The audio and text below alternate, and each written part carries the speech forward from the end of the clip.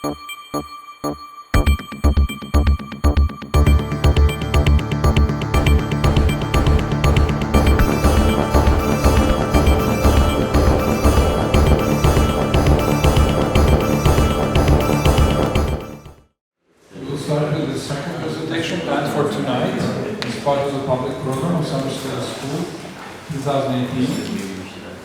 very pleased to announce the presentation Partisan Epistemologies from the World Picture of Violence to the Image of Truth by Sami Khatib. Sami also runs course 4, part of the program of courses of summer school is School 2018. I will just read briefly something from his biography, trying not to take a lot of time. So Sami Khatib holds an MA in Media Studies and Philosophy and a PhD degree in Media Studies from Free University in Berlin. After finishing his appointment as an Andrew Mellon postdoctoral fellow at the Center for Arts and Humanities at the American University of Beirut, he joined the Department of Fine Arts and Art History at AUB as witlessly visiting assistant professor. His work spans the field of aesthetics theory, critical theory, media theory, and cultural studies, with a special focus on the thought of Walter Benjamin. His area of specialty is in the 19th and 20th century continental philosophy, with an emphasis on the early Frankfurt School, Kant, German idealism, Nietzsche, Marx, Freud, and post-structuralism. I'll not read more. The full schedule of the public program is online on our webpage. Sami, thank you very much. Thank you for having me here again. It's a great pleasure to be back to Prishtina and to the summer school. I was here already last year, and I'm happy that this year I also could teach a class. I would also like to extend my thanks to Vala, Fiona and Doniata for this really amazing organization, and I'm really looking forward how this summer school will develop further. I also advertised this class to my students. Unfortunately, no one from Beirut, Lüneburg, where I'm currently based, and Vienna could make it, but maybe next year. As you can see on the slide, I said that the public talk is part of the course for Violence and Vision towards critical theory of seeing. I will say something about it in a moment. It's also kind of a disclaimer to my students. I saw some of them here, actually not my students, they're participants in the class of a very intense close reading class that we started already last week. Some of the themes and topics and slides you might remember already from our classes, so I apologize for this. It's basically a kind of reiteration or, let's say, clarification that I arrived at while teaching this class and also while talking to you. So without your participation, it would not have been possible to put these slides together and a couple of notes that I wrote for today. I also would like to announce that tomorrow actually is the last session of that course, again between 2 and 5, and we agreed already that we would move to a boxing club to here, because I have a copy of the film that I'm going to show, Harun Farocki's Images of the World, the inscription of war that we would like to screen around 3 o'clock, but you're invited to come already earlier. We will have the concluding round of this course. I also should mention or problematize the title. I called it Partisan Epistemologies from the World Picture of Violence to the Image of Truth. I don't think we will arrive at any image of truth, but maybe we will arrive at certain strategies to pierce through what Martin Heidegger called the world picture, Weltbild. To put already world picture that goes back to Martin Heidegger together with the signifier of partisan is already a little bit of an epistemological scandal, and we have to talk about, I think maybe afterwards, what it means to juxtapose or to enlist or to hijack a certain concept from Martin Heidegger in a context which calls itself partisan or anti-fascist or emancipatory and so on. I will also start, without further disclaimer, with the first slide. I know there will be a lot of slides and I will read them out for you. I apologize, there will be less images, pictures, and more writing.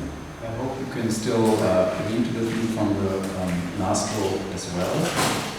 In the class I made a long introduction what it means to read Martin Heidegger's writings, especially the ones before his turn, mainly the ones when he was rector at Freiburg University, his involvement or his alliance with the Nazi movement, then his disappointment with it, and never really apologized for it or made a move, political move towards reconciliation, or at least to acknowledging the political illusions that he had before. Nevertheless, it was the nature of my presentation in class that you can also read Martin Heidegger from a different perspective and take something from him and displace his own thought, reading him with him, against him, and place him in another discourse.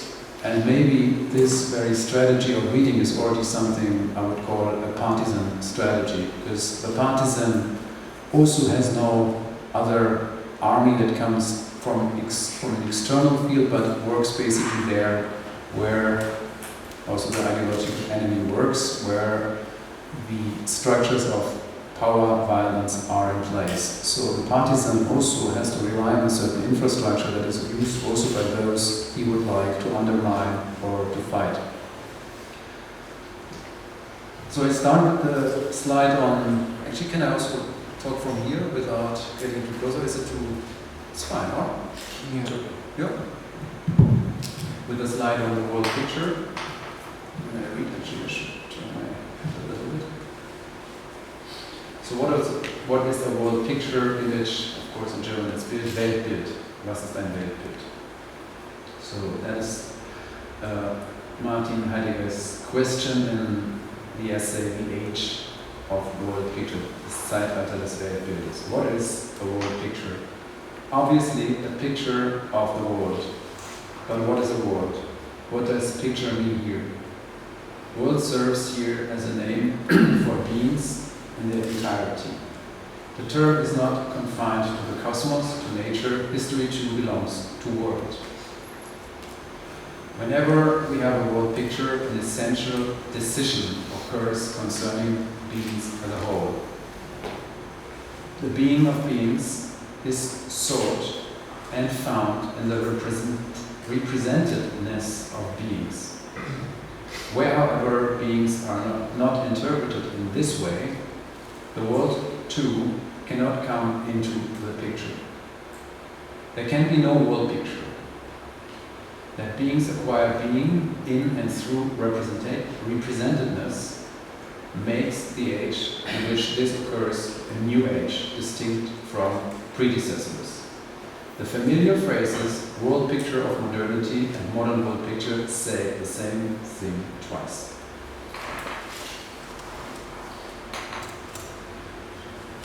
The essay is of course about Neuzeit, modernity, and it makes a very far-reaching claim that only through science as research, as we understand today in the natural scientific world picture, we can talk about the world as picture. So the claim is basically that when you say world picture and later also world view, Weltanschauung, you already have said it's the Western modern world picture. There are no other world pictures because they are not world pictures. The world is always transformed into a picture when we say world picture. We can unpack this argument a little bit further. Again, that's a quote, and I gotta talk about it a little bit. I'll read with you.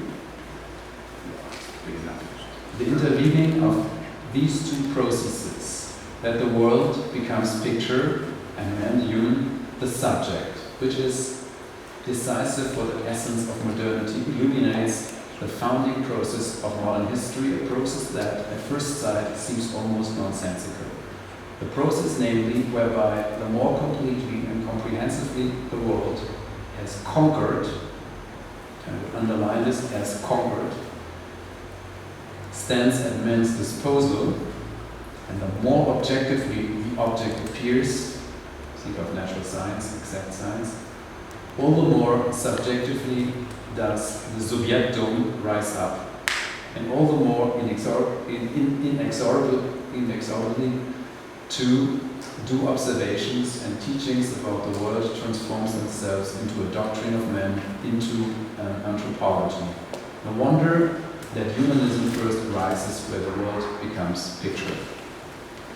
Put differently, the subject of the world picture, the subjectum, the subject of, and the subject to the world picture is the modern anthropos, the anthropocentric worldview of modern science.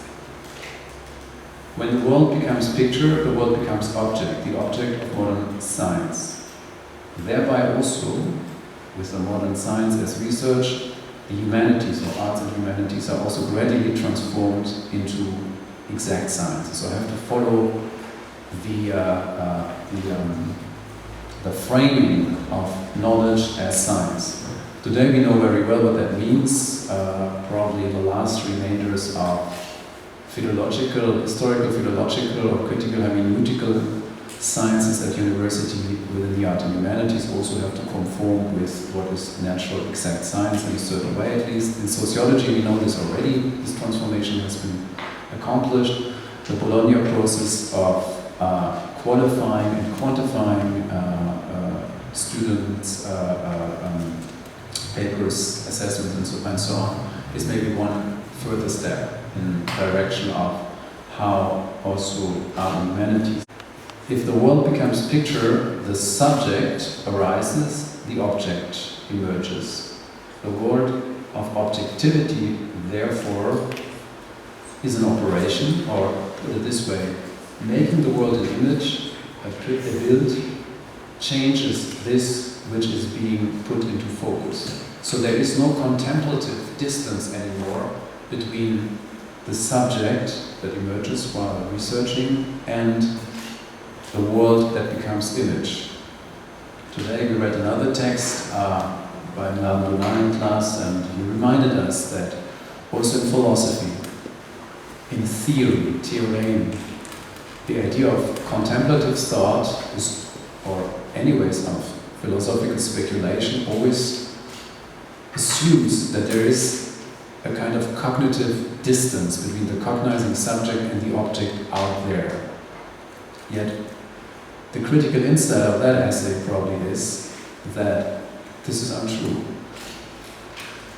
When the world becomes picture in the natural scientific sense, but also in the art and humanities sense, the world becomes a worldview, a Weltanschauung, something is being changed in being, furthermore in nature, furthermore in cosmos, in all human affairs, what he calls here also world, that also includes history. Something is changed, and the contemplative distance that theory thinks it has vis-a-vis its object doesn't exist. So this first kind of illusion has to be critically examined. I chose among the many quite amazing passages of this essay, as dense and enigmatic as they are. I chose this one because it has the verb conquer in it. I read again from the middle. The process, namely, whereby the more completely and comprehensively the world as conquered stands at man's disposal, and the more objectively then the subject arises. So the world is the world as conquered, and even though Martin Heidegger doesn't talk about it, we can here add a long parenthesis. Conquered means the world conquered as the object of modern science, which is of course after Renaissance and after the Conquista. This is the world as the colonized world, later the world as the world as subject to imperialism, modern capitalism, and so on. It is a violent relation that is addressed by the world picture and the movement or the transformation of world into picture. Again, that is a critique of the contemplative fantasy that cognizing, seeing in theory, observing in theory, doesn't change what it sees. It's basically one and the same move.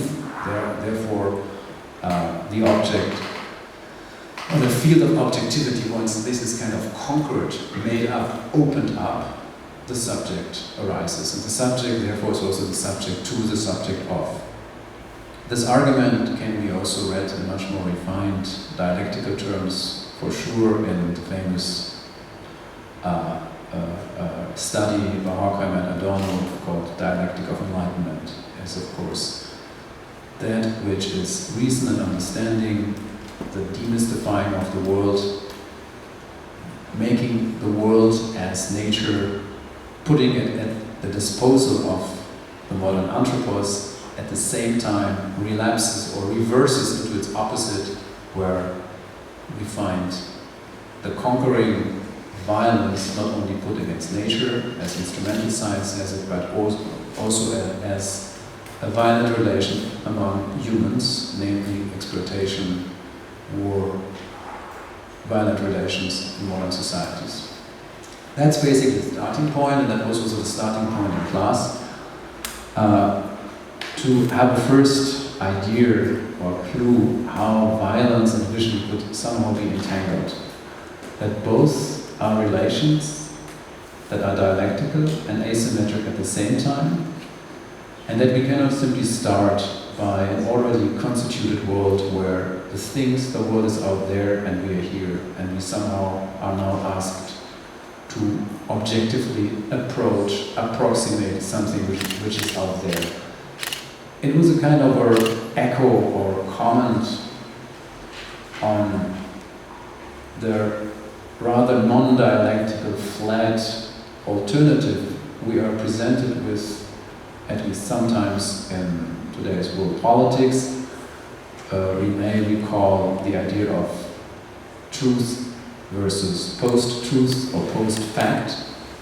That on the one hand we have still the fantasy that there is an actual objective world out there that hard sciences can account for, versus ideological relativism, that we are just having different viewpoints, standpoints, and that we can also produce our own facts out of the world. So, to understand that the ideological doublet, or the doppelganger of hard sciences, is epistemic relativism, whether it is in science or also in the arts and humanities, and mainly, of course, in the struggle of ideologies. Or put it another way, the moment you have the age of world picture, you have transformed the world into a picture, the subject arises, you also have the fight of world views. Views of the world, different pictures, different viewpoints. So this was basically the rather pessimist and almost, let's say, not really hopeful starting point for the class. The idea was now how to find a third position, or different positions, or how to find a third to the otherwise non-dialectical doublet, dual character of either relativism or objectivist hard science knowledge. I called it Partisan Epistemologies. I mean, I could also have used another term. You can also say partial, and the idea for the talk basically arises from the juxtaposition of two quotes that come from two critical theorists that lived in completely different times. One, Donna Haraway, our contemporary. She wrote this in 1988, what I'm going to read in a second, and the other one, quite famous, of course, about Benjamin from 1940. The question was basically, are there partial images, we may singular images that are not totalizing or representative world pictures. Again, totalizing representative world pictures are just the flip side of otherwise the relativism of assuming that everyone has a different perspective. Everyone, it's just an epistemic or cultural relativism.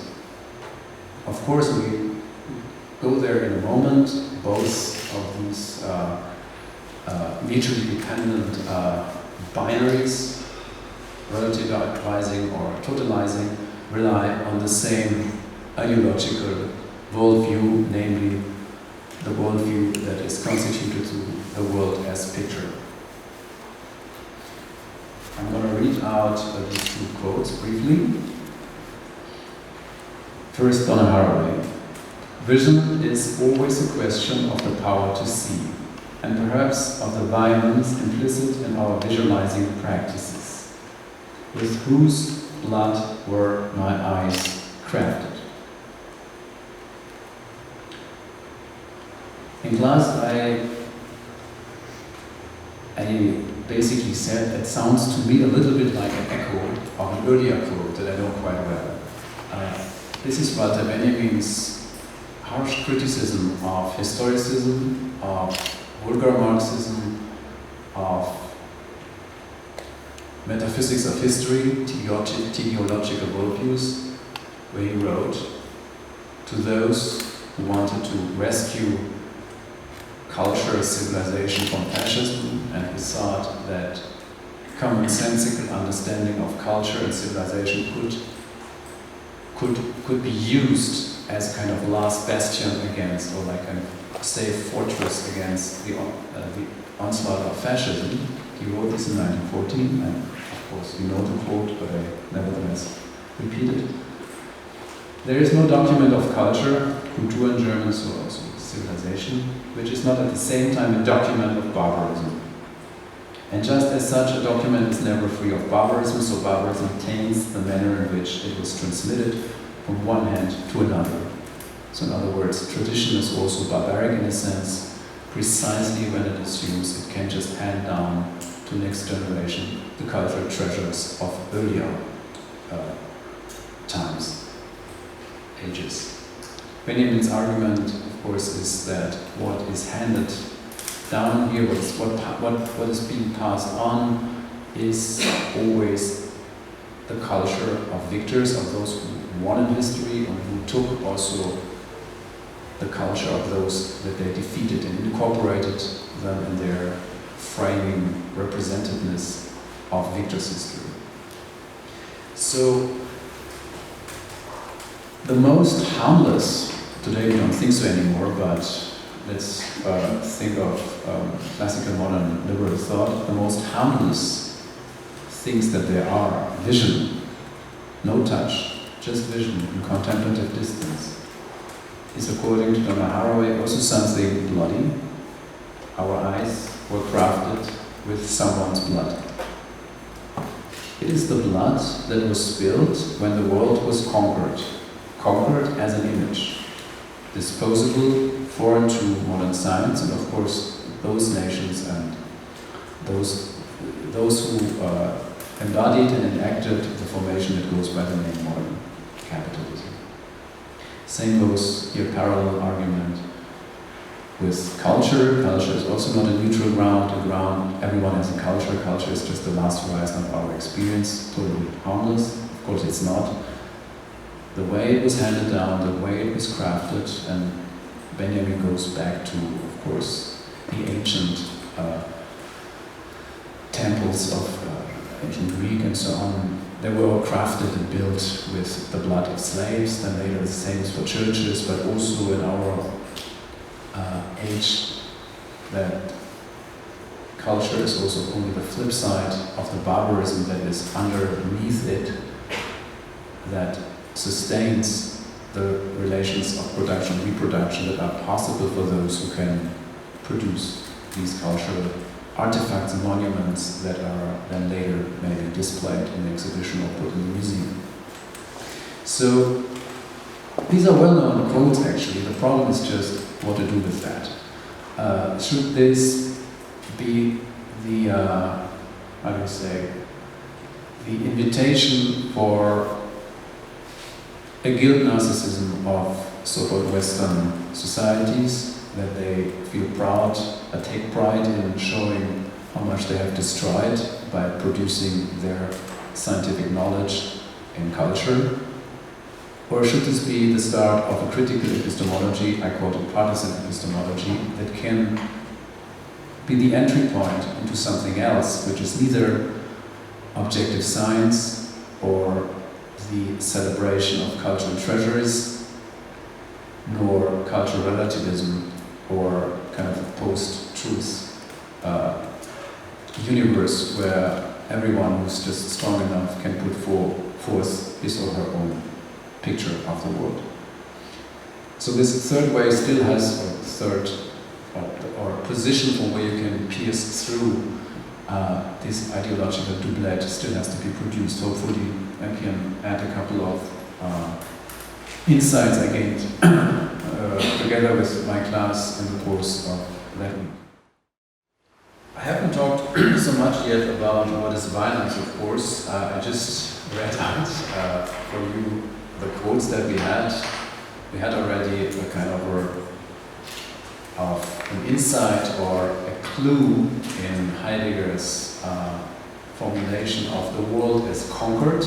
That sounds definitely like the age of colonialism or like a violent relation, but I haven't said so much about it yet, so I quickly take the opportunity of reading out a couple of lines that I actually sampled from my own writings on violence. Violence is not a given object, like an object outside, kind of an essence or something that we can objectify, but a problematic and therefore critical relation. A relation prior to that which is related through it. Related through it may be an animal and another animal, a human and an animal, a human and human, a human and what is called organic or inorganic nature, and so on.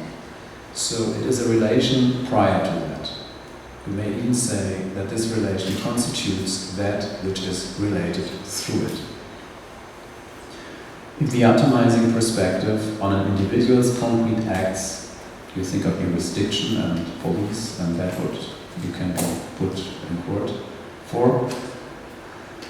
So if the atomizing perspective on an individual's concrete acts can at best account for the subjective dimension of violence, that probably there is not denied here, that is physical, manifest or intentional acts of violence bound to an empirical subject, the critical theoretical view puts this dimension into perspective by asking what is the nature of its very object of inquiry.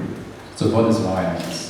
Is it really something that can be attached to a deed, an action of an individual endowed with a conscience? Of course it can in court, and also in human relations we do that, but that doesn't mean that violence is a well-defined object. It is a relation, or relationality prior to that which is related through it.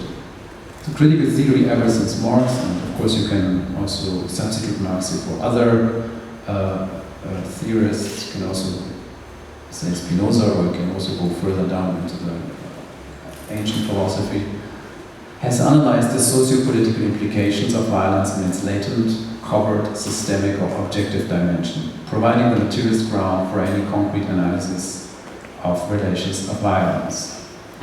The disavowal of the latter's objective, and in this sense productive dimension, results in the flat positivism of individual ethics and its biopolitically applied derivatives in the discourses on humanitarianism and global security. So what is violence? Violence is, of course, something attached, a relation to the action of individuals. No one denies that. It's here called the subjective dimension of violence. But this subjective dimension of violence only comes to the fore, becomes identifiable against a certain background of zero violence, or what violence is not. And the thesis here is that this very backdrop of non-violence is precisely violence in its objective dimension. In societies in which the commodity form prevails, Marx's famous definition of what is capitalism is probably quite easy to understand. That is, these are value relations, relations that are normally seen as the peaceful service of the market. These are contractual relations that we all have to maintain and to entertain when we sell our labor power, or we buy labor power when we buy things and sell things. There is already the remainder of violence in it, mainly exploitation and, or what is it called, value, debt, labor of somebody else. This is a structural thing which I don't want to moralize here. I think it has no sense to moralize over it, since the argument is not based on an individual or the conscience and its seat in the individual subject, but it's a structural argument. How violent relations constitute economic positions, political positions, social positions within a web of relations, of relationalities that can be called violent relations. In class we discussed a lot the reason why I chose violence here, and it has an etymological and also a theoretical background. I could have said Gewalt. Gewalt in German has a broader meaning than violence in French and in English.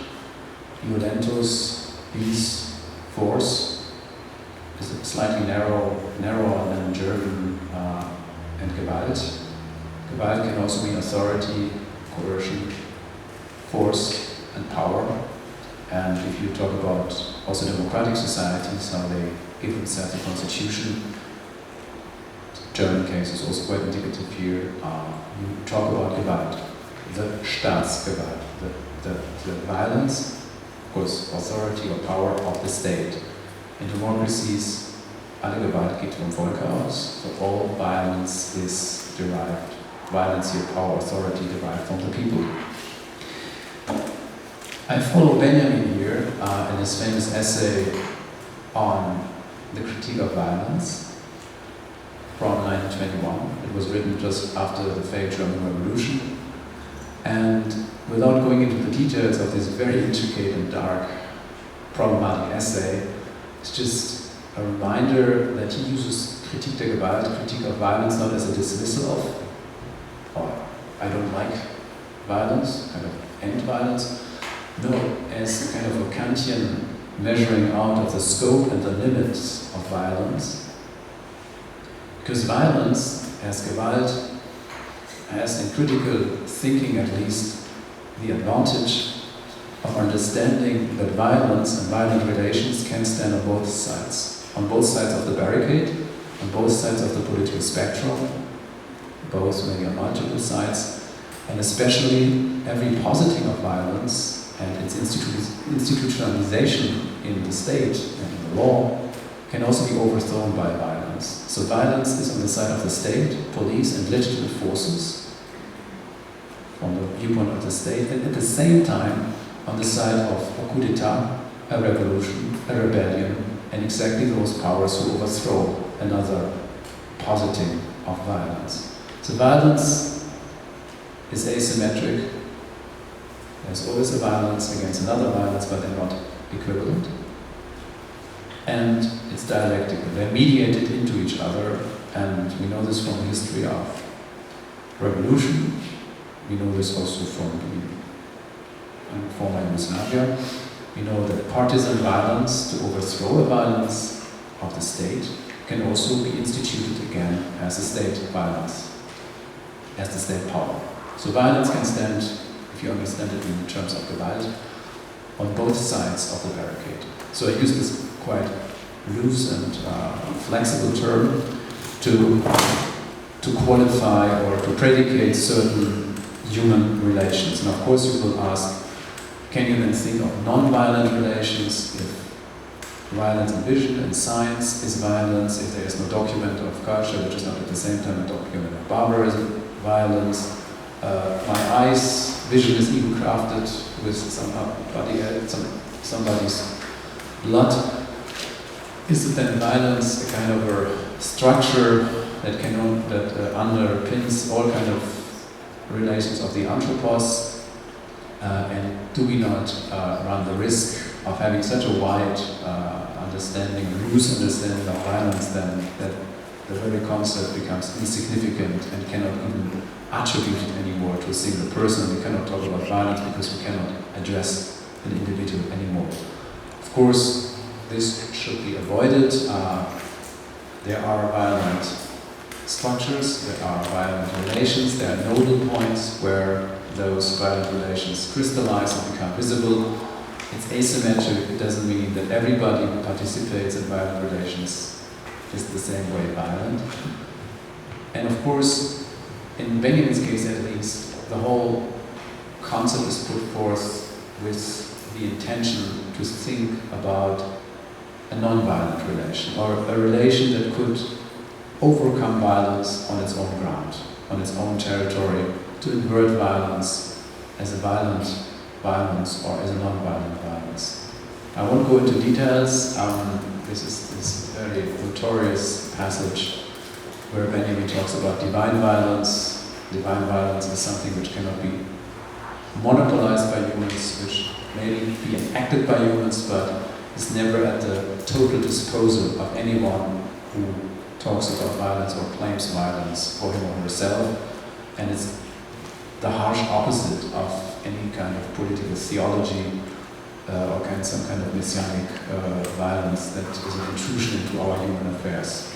Just mentioning this disclaimer because I know there are some rather obscure readings of that essay from 1921. Again, I only used this essay here as a backdrop for my own argument to make a terminological shift from violence to Gewalt.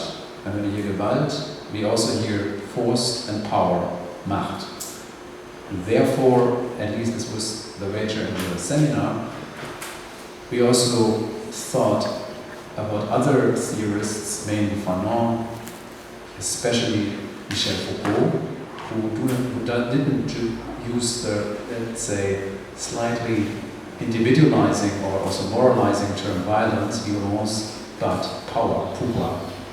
Power relations sound more neutral, and it seems easier to accept the fact that we are all constituted through power relations rather than violent relations. But nevertheless, with the German term of Gewalt, I think we could, and it provides us with a certain versatility and also, let's say, the capacity to accommodate dialectics, mutual mediation of the extremes, and asymmetry at the same time. This was basically in the background of it. My rather derogative use of the terms discourses of humanitarianism and global security are, of course, from this argument, seen as the further broad political extensions of the bourgeois liberal understanding of violence as the capacity and possession of somebody. Guns don't shoot, bad individuals do. Here the NRA. Individuals are bad, so we need a good guy with a gun. So the idea that you need a good cop and to fight the bad cop, global security, you need more control, or for those who are subject to violent relations, that they need our help, charity, humanitarianism, instead of justice and a policy of deactivating violent relations. So of course this is the horizon of the same discourse, that's why I briefly mentioned it. The wager here though, in this paper, also in the class, was that this comes from a certain worldview. And I say worldview here to underline this is within the horizon of the world as world picture. This was a long detour, and I always look a little bit towards Albert because I see I have I wanted to arrive at slide 11 at least. We are at 5, I'm hungry already, but so you give me some, when I talk too much, you say, stop it here. To rephrase this again, there's nothing original what I say here, it's basically my way of copy and paste while reading critical theory. One more time, also Slavoj Žižek had an insight that I stole, but it's within the horizon of the argument. I'll just read out. The catch is that subjective and objective, you remember subjective and objective violence? So the catch is that subjective and objective violence cannot be perceived from the same standpoint. Subjective violence is experienced as such against the background of a non-violent zero level. It is seen as a perturbation of the normal peaceful state of things. However, objective violence is precisely the violence inherent to this normal state of things. Objective violence is invisible since it sustains the very zero-level standard against which we perceive something as subjectively violent. Talking about this quote basically gives me the entire argument. We cannot see both at the same time.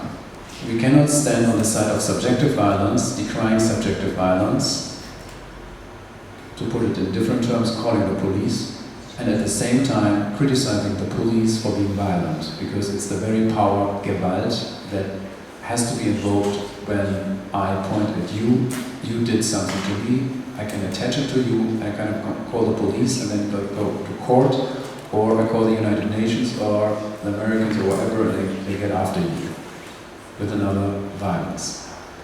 So the level of subjective violence, individually embodied violence, physical violence, this which underpins the ideology of today's humanitarian discourse, the understanding of the purity of the victim, that this entire discourse can only be produced against the backdrop of a zero level of violence. So structural violence or violence in its objective dimension cannot come into view. Nevertheless, we are individuals, we are living in a constituted world, and the idea was for this talk, can we find partisan epistemologies that can give us an idea of, or can attack, or can criticize violence on a body, on a perspective? We cannot, obviously.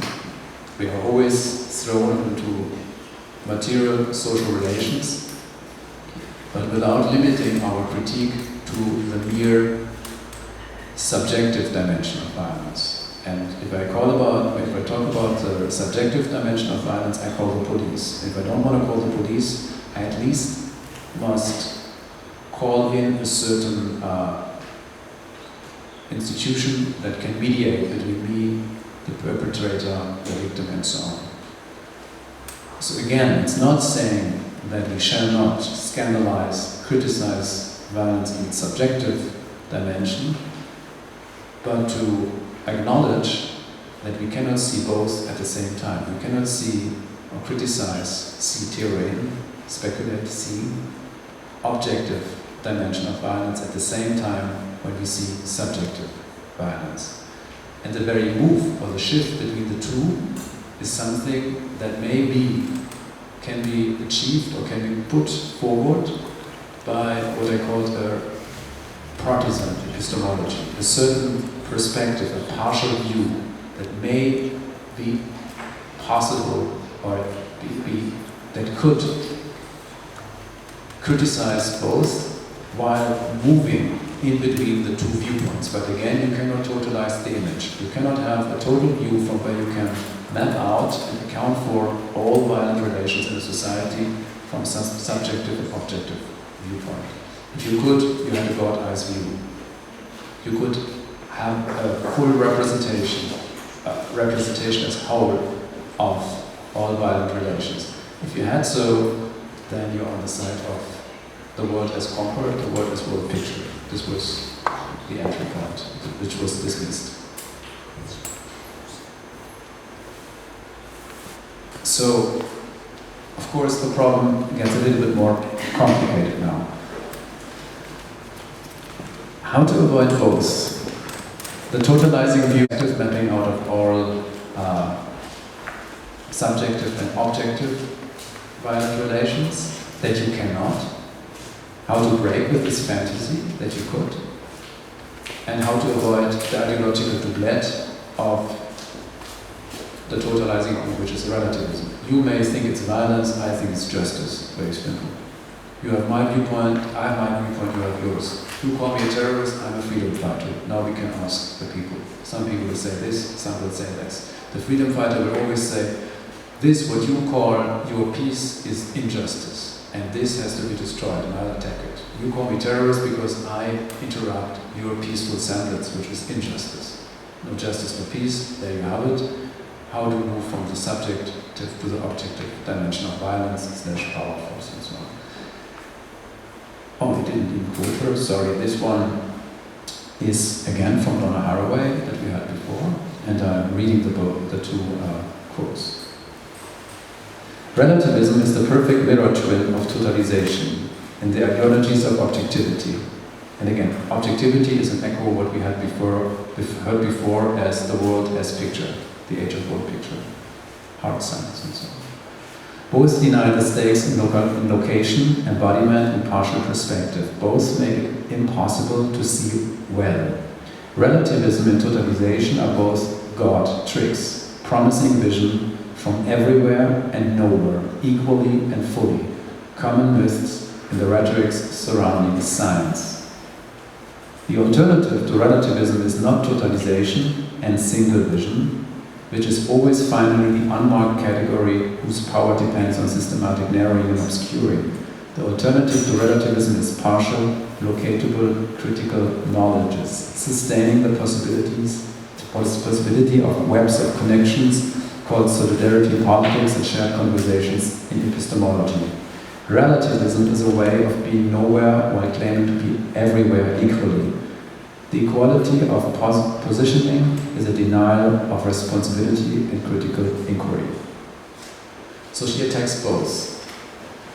The hard science faction, which is the main target also in Heidegger's The Age as World Picture, Science as Research, that produces the world as picture, but she also attacks the liberal attitude of already the 80s of naive, individualized identity politics, that you could empathize with whoever work in their shoes through kind of epistemic empathy and just say everyone has his or her own view and I could just in this relativism I could approach or approximate somehow some objectivity which can be counted if I just put my feet in all shoes that there are. Basically move on from all positions or all perspectives of the subjugated, oppressed that there are. This is also ruled out here. It is the proposal for a third. She calls it, of course, situated knowledges or partial knowledges, partial perspectives. I call it here partisan epistemologies. But nevertheless, we don't know yet how this can be. She talks about positioning, about responsibility, about solidarity in politics, but we haven't heard anything further so far. I'm quoting her here only because I was interested in finding a way of thinking the political epistemo move or shift that I need from the subjective dimension of violence to the objective dimension of violence. And of course, depending on political perspective, political struggle, the objective and the subjective will always change. So what I define as with you or without you or against you as objective dimension of violence may not be your dimension or the political collective that you call for. But the wager here is that only through a positioning within these violent relations, the objective dimension can come to the fore. However, we know that we will always start with the subjective dimension where the moment when we encounter violence in its physical graphicness. But we don't stop there. However, we cannot see both. We cannot see subjective violence and at the same time, in the same image, in the same representation, in the same frame, objective violence.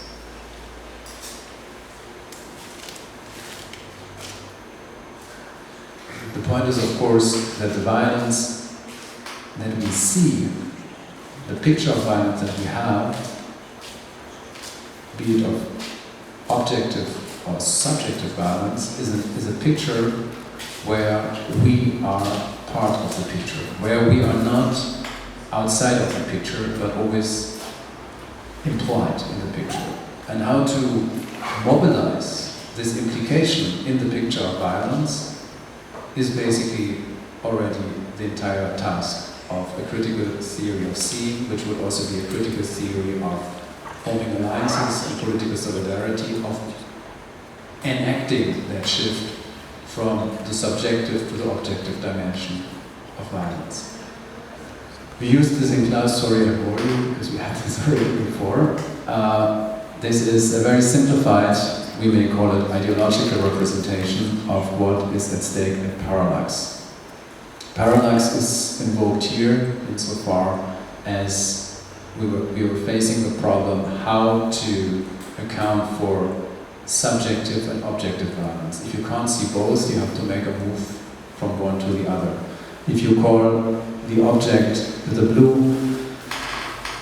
background subjective violence and the viewpoint B, the one with the red background, objective violence, you see that you cannot have them both. You have to move between the two. However, the object is not out there, stable, in safe distance, ready for theory, terrain to grasp, to seize, but the object is unstable. The object is actually the viewpoint, or the I, plus the object, plus the background. So then what you see in the always right, in the right frame, in the two viewpoints. The object is not the object as you, that's why I said it's ideological. The other point is, of course, your viewpoint, my viewpoint on the screen. How we look at this is ideological. There is no perspective from where you can see both viewpoints, seeing what they see vis-à-vis the object as already constituted. This is precisely the fantasy of the totalizing viewpoint, God's eyes perspective. We are always one of the viewpoints. We may move and see something else. We may move in theory, we may move in practice, and how practice and theory are here intertwined. It's our investment, so to speak, into our perspective and into what we see. Others used to say class position or call it privileges, whatever.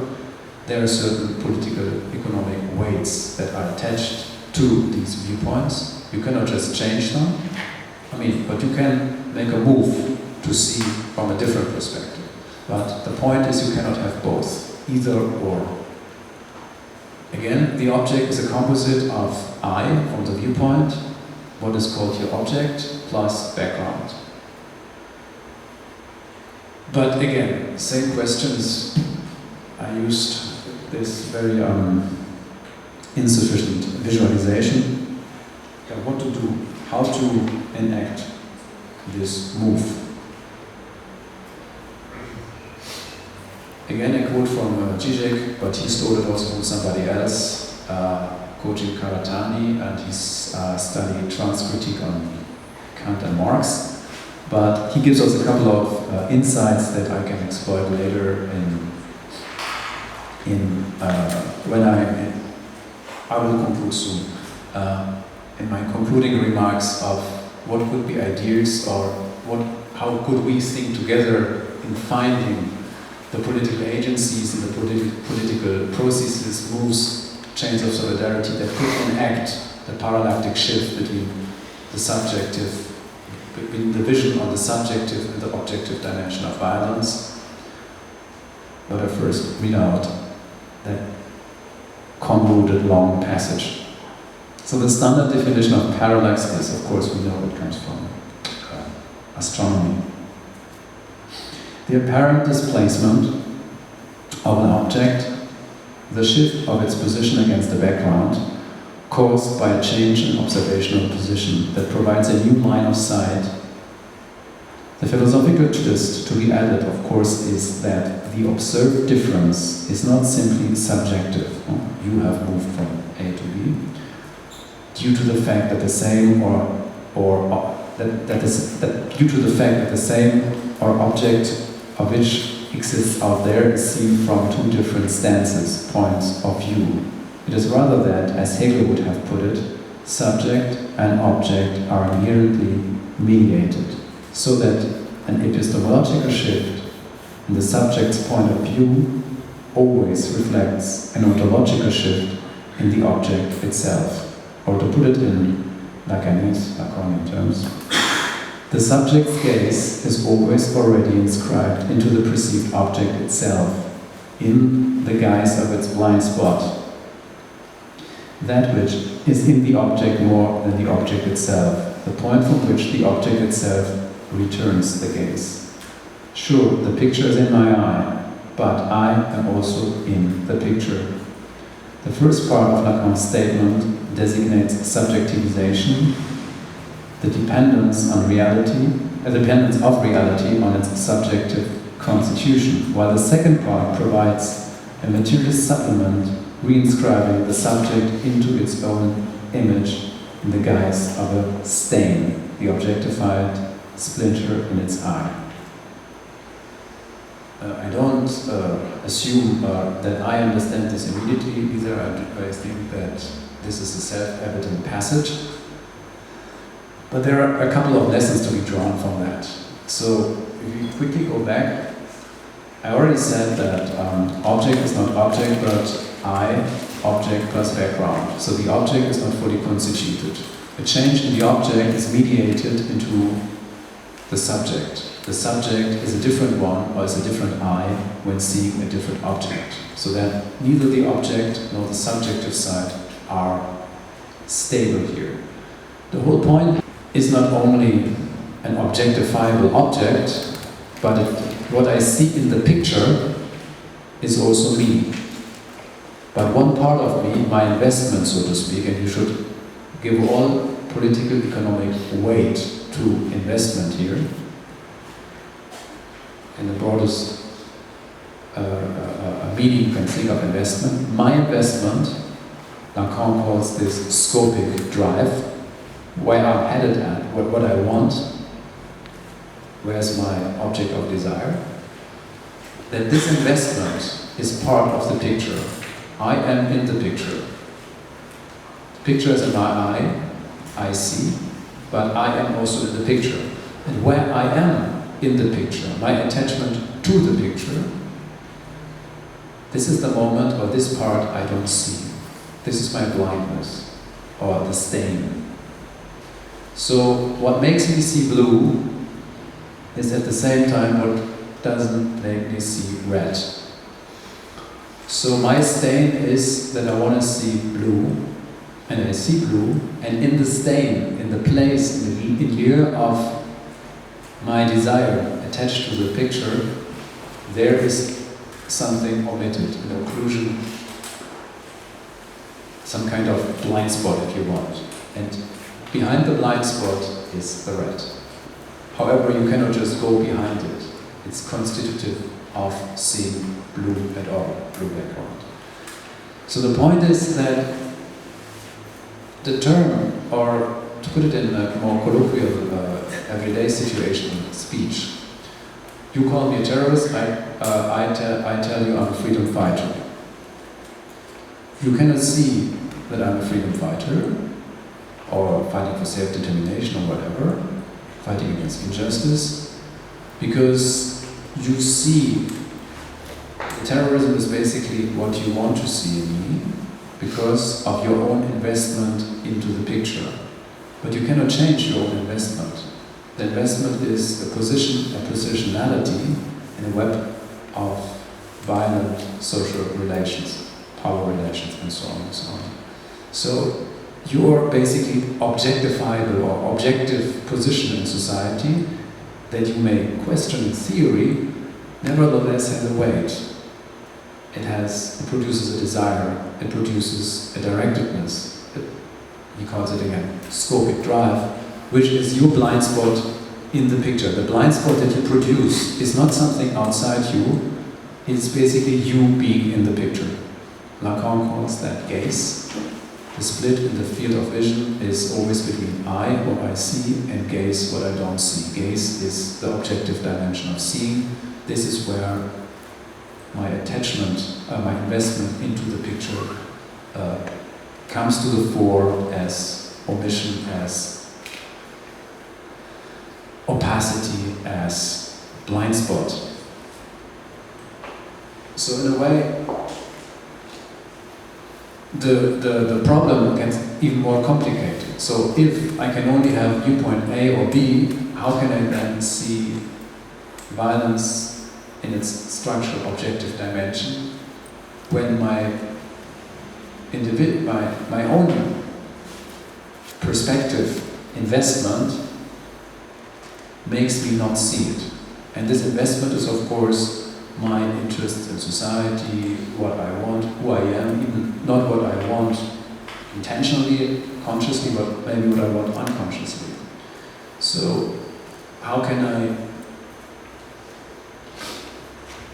have a critical theory of this kind of investment that allows me to open up a perspective, a partial perspective, that doesn't get away with the stain, but a partial perspective as a critical theory of my own investment, my own stain, that opens up to other stains, to other occlusions, you may call it, which would allow for a political solidarity in a struggle, which is neither from the position of you have your own perspective, I have my perspective, nor from the totalizing gaze of I can see everything from God's eyes perspective, we just have to calculate, you get this, I get this, and we are fine.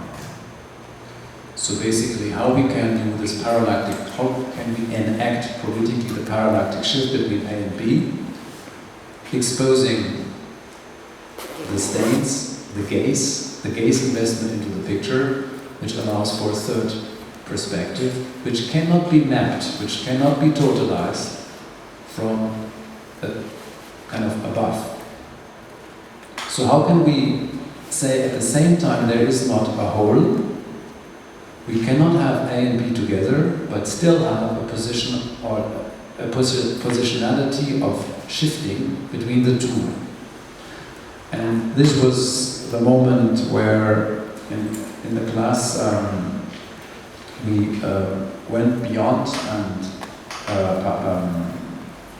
parallax view, but read a couple of passages from Seminar 11, Lacan, and also came to this very famous painting, 1533, The Ambassadors by Holbein, and of course I bore those participants in class because we talked about this at length. You may know it anyways, the anamorphic object that you see on the ground, slightly phallic, from left to right up, the skull that you can only see the anamorphic object from a certain position. Of course, you can only see either the ambassadors and their vanitas symbols, or you can see the anamorphic object. It's again another way of making sense of what is paradox. You either are in the position of viewpoint A, where you look at the ambassadors, or you're in the position of, probably here somewhere on the ground, when you have the viewpoint that gives you the anamorphic object, but you lose at the same time viewpoint A, which was the viewpoint of the ambassadors. This was a parallactic twist with how to perceive the subjective dimension of violence against a backdrop, which is also violent, but you can't see both at the same time. So, what are the political conclusions or implications of this basic twist? which is not just a game around an anamorphic picture or parallax, but how to politically deal or position yourself to the fact that, or not the fact, or the problem of the split between the I and the gaze when we talk about reality and social relations. Again, dismissed was from the outset that subjectivist relativism and the objectivist fantasy. But we're still relying on our ability to see in practice, to see in reality. That means also to see in theory, to see something that you maybe want to convince me of. So the picture, we had this quote already, certainly is in my eye, but I am in the picture. Another way to make sense or to frame the basic asymmetry in the political economy of seeing is you never look at me from the place from which I see you. Conversely, what I look at is never what I wish to see. So the split between between gaze and vision, or eye and gaze, is something more than just a Lacanian joke in psychoanalysis that can be attached to or ascribed to a reading of an anamorphic painting of Holbein.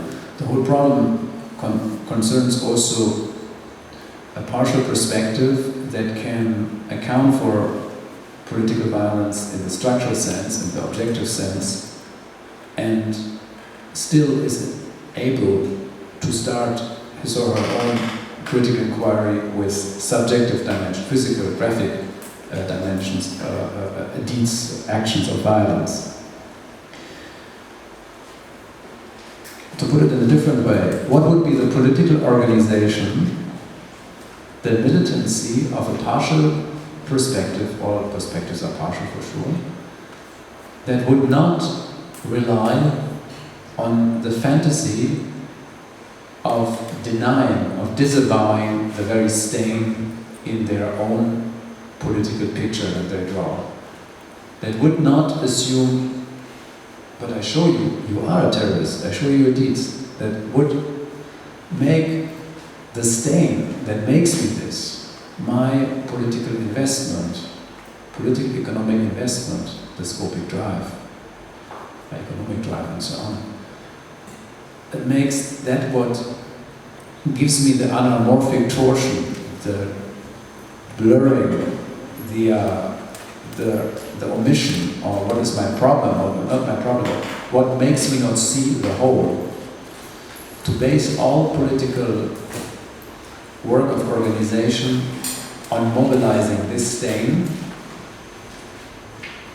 and make it something to discuss and to confront with other non-objectifiable stains. So how could we, to put it bluntly, how could we organize our political solidarity through the very stupidity and stuckness of our partial views, without relying on your perspective is as good as mine, nor saying we are all somehow, So, again, how to not, in politics, make a truth claim on the fantasy of pure vision. I see in theory and practice, I know what is the objective, correct class position, and so on.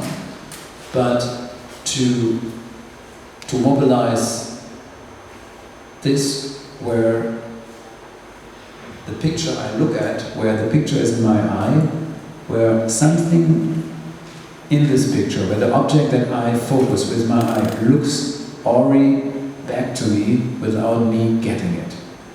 Where something doesn't work in my picture that I draw, which is at the same time what enables me to say everything.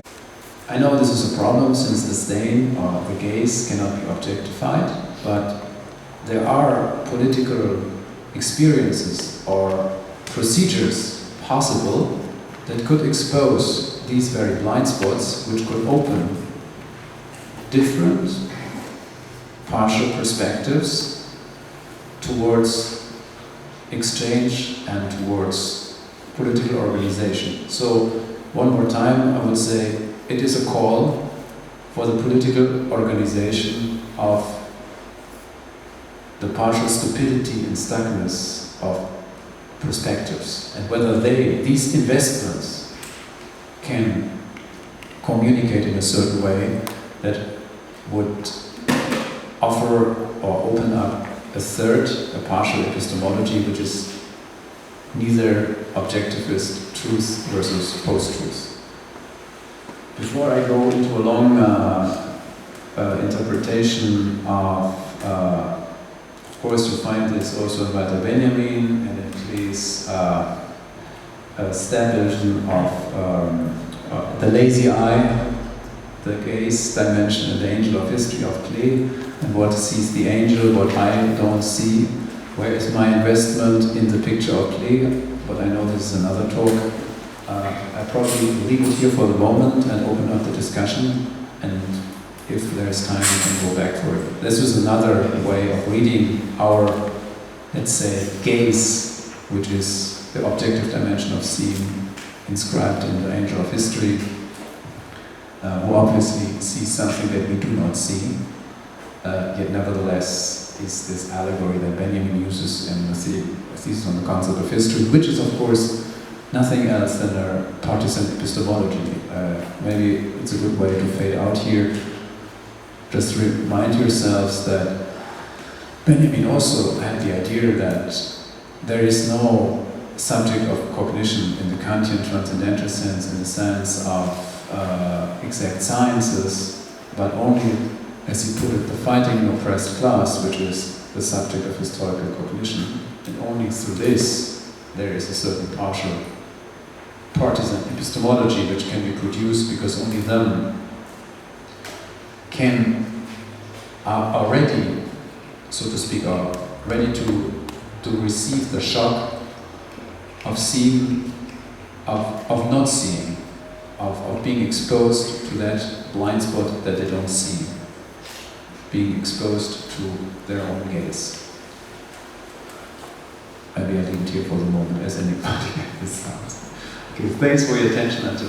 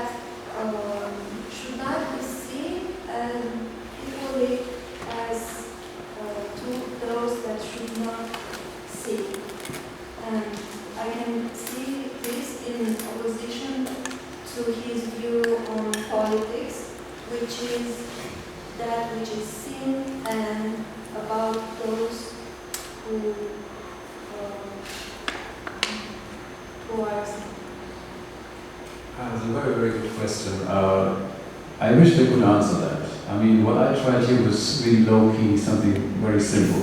It was just showing that the structural violence that police gives its power,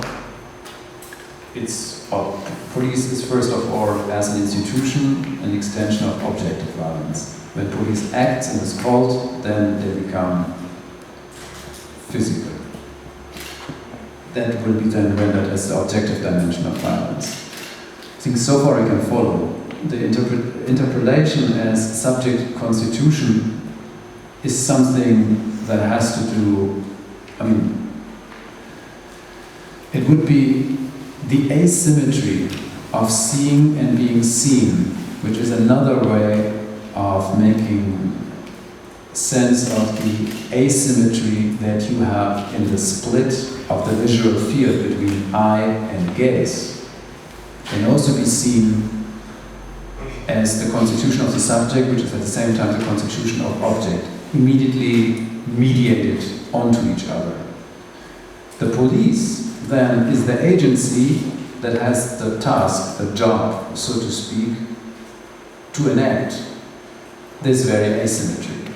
I see you, you do not see me. Therefore, the pun makes sense also, monsieur. He has nothing to see. Move on, you know. This is a much a stronger interpellation actually than I call you by your name and you stop and, you know. But I'm not sure how I could synthesize these theories. You know, when I think about Rancière and his regimes, aesthetic regimes of seeing and politics, the aesthetic regime of art, of aesthetics, the aesthetic regime of politics, and his theory of seeing, I'm not so sure whether I could synthesize this with Lacan. I mean, what we had to modify before would be our understanding of aesthetics, and I think to a certain degree Rancière would follow here. Aesthetics is not what we see, but aesthetics is that what we do not see, but nevertheless enables us to see. So it would be an aesthetics of inaesthetics. It would be an aesthetics of neither fine art as a science of fine art, nor good old Immanuel Kant and his transcendental aesthetics as being as this which is in space and time. To have a science of our subjective investment into the picture is at the same time also a theory of the constitution of the subject and the constitution of the object as anamorphic object, what we have today. But I'm not sure whether I'm ready to answer this question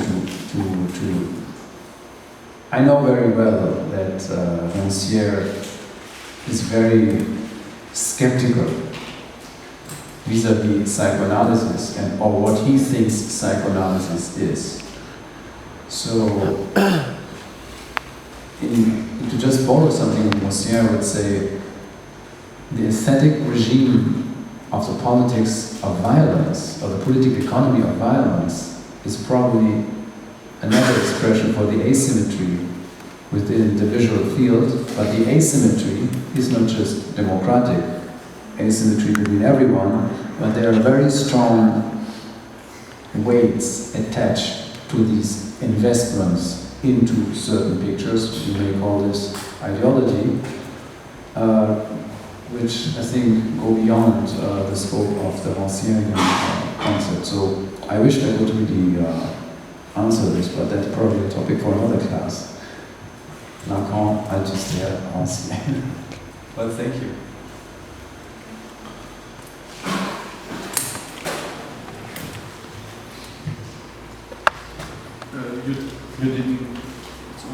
You didn't spoke about Benjamin, about this part of Benjamin I was showing, so maybe I don't know what you would have said about this, but I wondered, I often read this text as, I often had the impression the angel wants to cry at the end.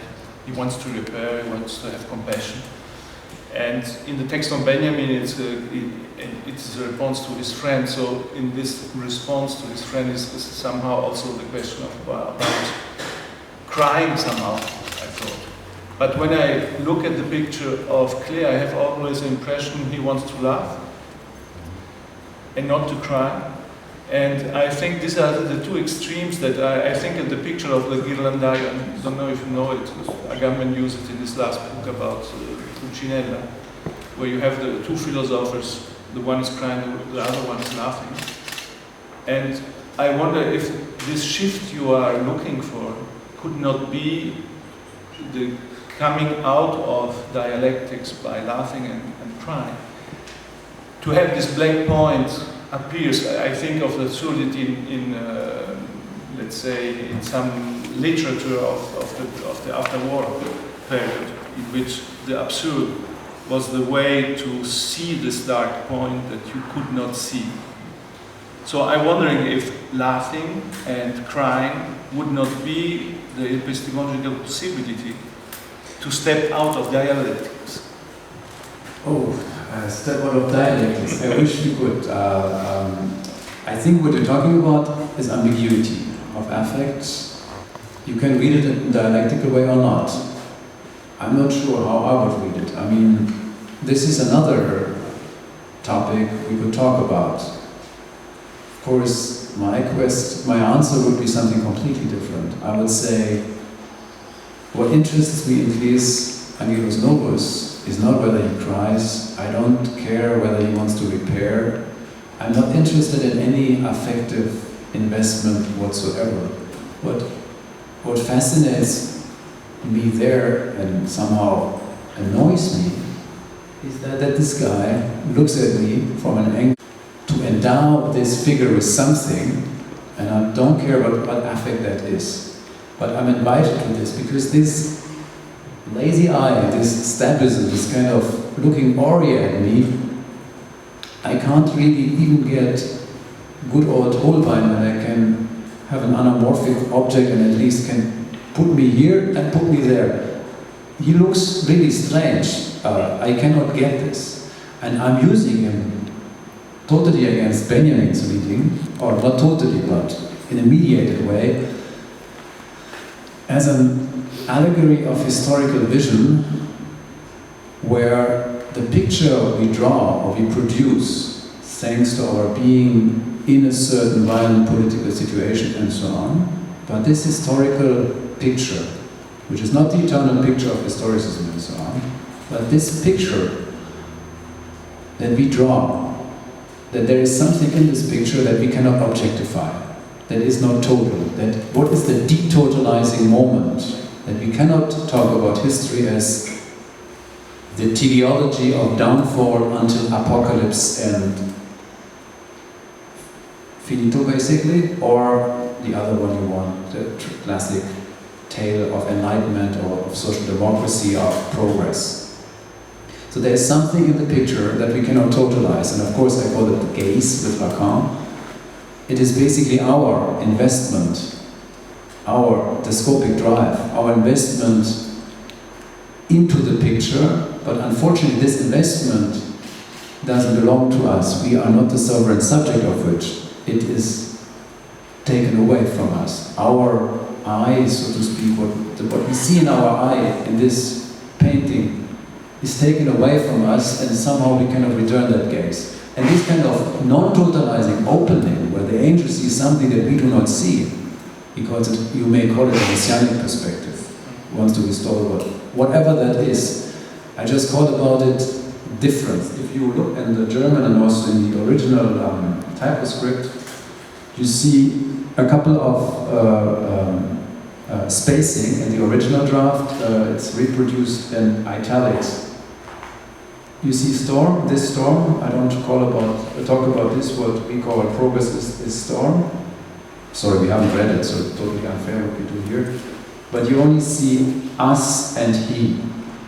And I think these perspectives, it's not about what he really sees. No, but I agree. I understand very well what you said. What I am saying is something a little bit different.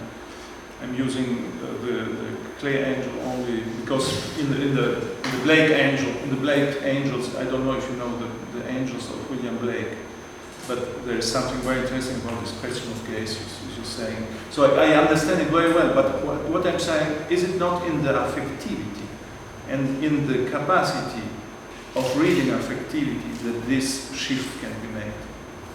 You are looking for this shift between these two points. I must immediately, sorry that we started a conversation, but I must immediately ask you, what do you read in affectivity other than where? Then? Affectivity in contrast to what?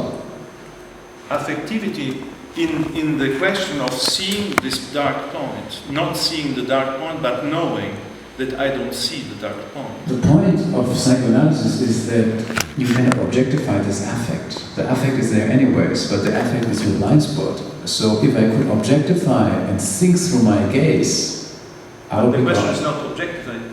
That's what I'm telling you. You do it anyways. I don't know. No, you do it anyways. The point was that you cannot basically be the subject of that. It is exactly where you are not in yourself, by yourself. So I'm exactly saying, I'm in this direction what you want.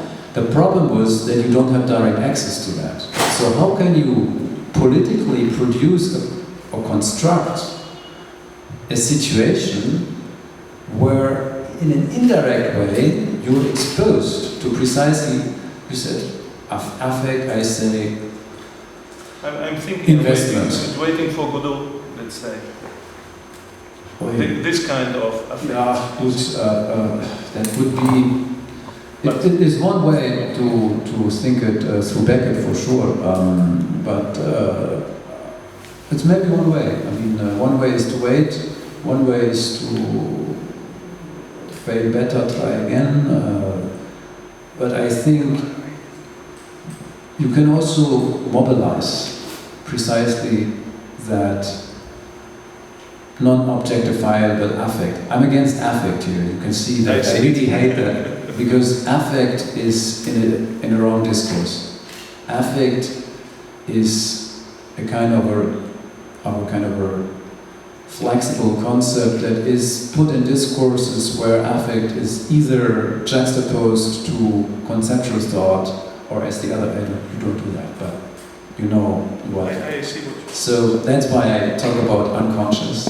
I was thinking about Schiller saying this. Okay, then we have a very similar reading. Yeah, but I mean, we have to discuss it in another. No, but you can say the color, even though it's a wrong metaphor, the color of the blind spot, the coloring of the blind spot, has affective pathways, maybe underground pathways, and they may connect, and they can almost in an indirect navigation bring you to the very negativity of that which you cannot see, the blind spot, the gaze, your investment into the picture. So you can almost use affects as a force field of, a kind of a strange indirect navigation. You can use these force fields, but you don't have direct access to. In this way, totally, yeah. The 2K, it's the 2K from Lacan's 2K. Yeah. Works like this. No, thanks a lot. This is actually, that should also for us, we talked about this affective pathways a lot in class. It makes totally sense. Thank you. Okay, I'm sorry, that was very. I had to excuse this. I just want to ask you if you can speak more about these Argos properties and the relation of art to this anamorphic object. It is great difficulty. I want to read it. Yeah. Maybe a quick answer, which is not an answer, but because it's unfair to those who were not in class, and I know you should repeat this question tomorrow between 2 and 3 when we have the last round, because I haven't included in this presentation Hegel's reference to Argus panoptis, and also not how Argus panoptis can be seen through the eyes of Foucault and the disciplinary society and the panopticon. I haven't talked about that. So in a way, I would say something that maybe wouldn't make sense, but maybe you can rephrase it. I can just read what you said. Art is an anamorphic, or it is not art, it's world picture. Yes, that was a quote by Landolar. I had this one today in class. Okay. The idea was that Hegel, in the lectures on aesthetics, said that work of arts are like Argus Panoptis. Argus Panoptis had all these eyes, he said 1,000, but only a couple of hundred, and he could sleep, and still, while he slept, he could still watch over you and others. So a couple of eyes were always directed at you, and Dolar uses that as one way to make sense of anamorphosis. Argus Panoptis might be a dead guy, I mean he was killed anyways, you know this. But if art, the work of art is an Argus Panoptis, there's always one eye that looks at you, but from a point of view that you cannot totalize, where you cannot get at. And you look at the work of art, and the work of art doesn't return your gaze. No aura. You know, this kind of aura fantasy that Benjamin famously talks about, not. It is anamorphic insofar that there is a gaze that is not being returned. The artwork is in your eye, but you are in the picture of the artwork. You lose the sovereignty of the spectator, and you're being looked at from a point that you cannot return. That was the only point. But I haven't talked about that here because it would open a really complicated question how you open up the dialectics of the panopticon, Bentham and Foucault, disciplinary society, the asymmetry of seeing, vis-a-vis being de-centered vis-a-vis a work of art. So Argus Panoptis actually has a very positive function in Hegel's lectures on aesthetics, while we are more familiar with, let's say, more gloomy analysis of Foucault's reading of Bentham. So I'm not there yet, because of course, if you really want to talk about that, you would need a dialectical presentation of both dimensions of the asymmetry of seeing, which in Lacan was addressed by the split on the field of vision. The point is not the two, gaze versus eye, to play out against them, or object against subject. The point was to thematize the split as such. To thematize the split as such is another way of saying how to mobilize your stand. As a political strategy, this was here the very narrow, very modest suggestion I made in the end. The other, this is really a complicated task to get there. So ask it tomorrow again, and maybe I have a better answer, but probably not. I have to process. Thank you.